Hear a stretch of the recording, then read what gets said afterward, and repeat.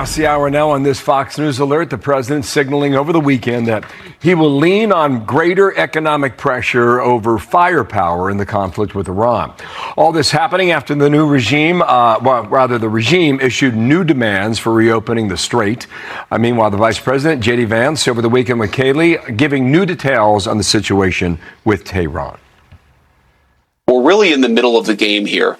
This thing is not over. I feel quite confident we will get there, but we're still a bit in the middle of the game. They're hurting in a big way. They want this thing to be over. The question is whether they're able, their system is able to give the things that are necessary for us to be happy, for us to feel like we've gotten what we need out of this particular engagement. That is still to be determined, but I do think that we've made some progress over the last few days. All right, let's get to the reporting today now. Alex Hogan live from the White House with more on this. And Alex, where do we stand? Hello. Hi, Bill. So President Trump told Axios that instead of increasing military pressure on Iran, the administration is going to watch and wait and allow the economic pressure to mount.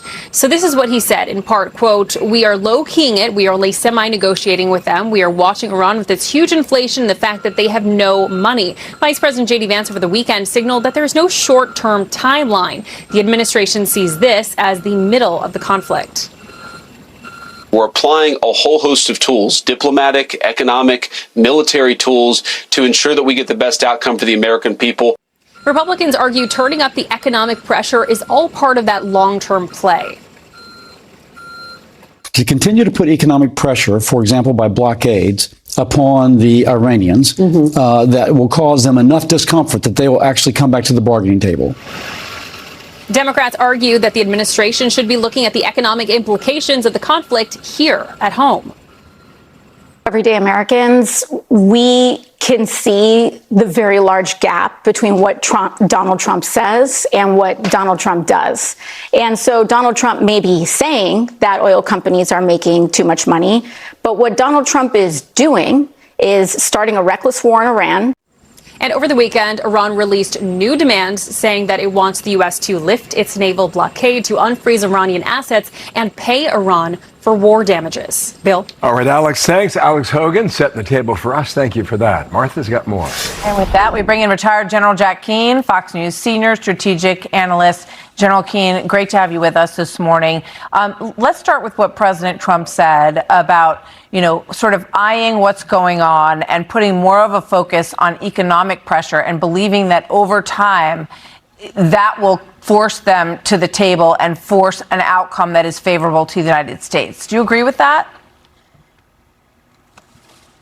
Well, I think when you take a look at the evidence, we've been at it 4 months now.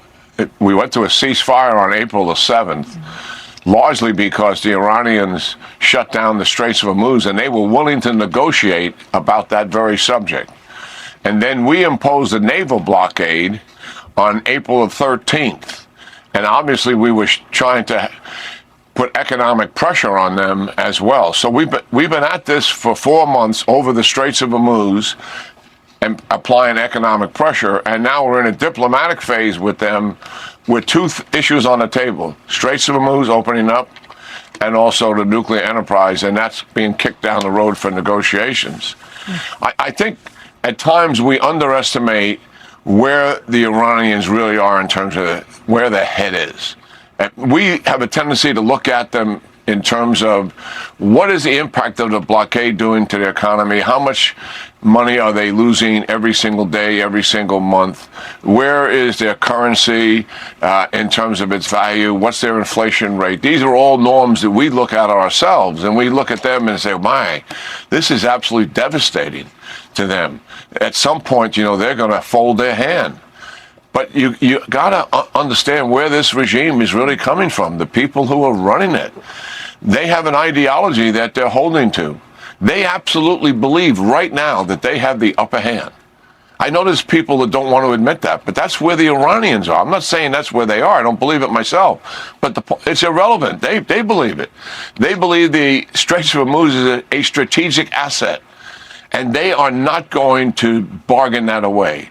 Even if they gave in to the concessions we want them to make over the straits, we already have evidence that they won't comply with it because two presidents signed the deal and days later the Iranians didn't comply with it. So where they are, they will not give up the Straits of Hormuz unless we take it back by force. No amount of economic pressure on them, I think, will bend them to do that. They don't care about the economic peril that their people are suffering from. That's the reality of what we're facing. And here's the other thing that's going to happen.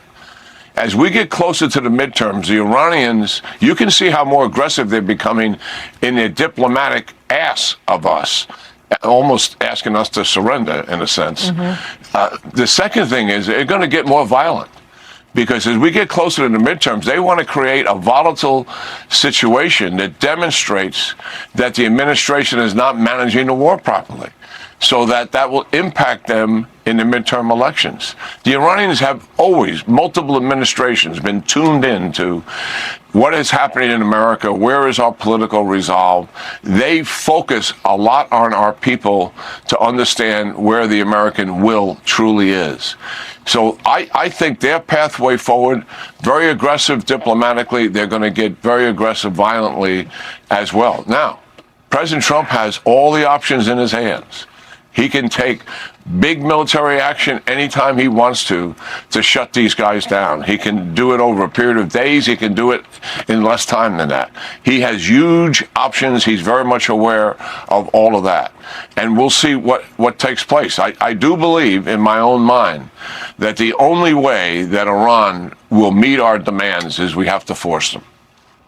So there are questions about our ability to do that militarily. You've certainly read all of these stories about missiles, about what's being perhaps poached from the Asian and Russian and all of the other places that we have very serious military concerns. What's your reaction to that? What do you say to that, to those stories, General Keane? Well, I do have some knowledge, and I'm absolutely confident that the United States has a greater capability now than we had when we began the war on February the 28th. We've moved more assets into the region. We have more offensive capability. We have strengthened the defensive capability that's out there. Our allies in the region that Iran would want to retaliate against in terms of their oil and gas infrastructure, I mean, the truth be known, the Saudis and the UAE have more Patriot batteries in their country than we have protecting our people in the Middle East. To give you a sense of the scale of what they have.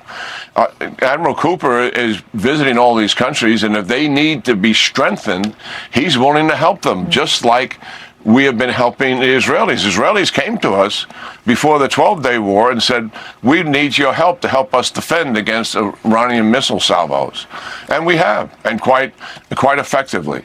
So, yes, I mean, are there challenges? I think we get things mixed up. There are challenges in replacing the stockpile that we're using. That is a major issue, and that's a public issue, and you can see the Congress is very much into it, and so is the Deputy Secretary of War every single day. He's into that issue. But in terms of being able to prosecute a war with offensive weapons and to be able to defend against the Iranians, we can do that quite effectively. Yeah. It's very clear from this list of demands that their major issue is that they want really a withdrawal of all U.S. military forces. They want all of our bases gone in the entire region. That has always been their goal, and that is among many stringent demands that they're making.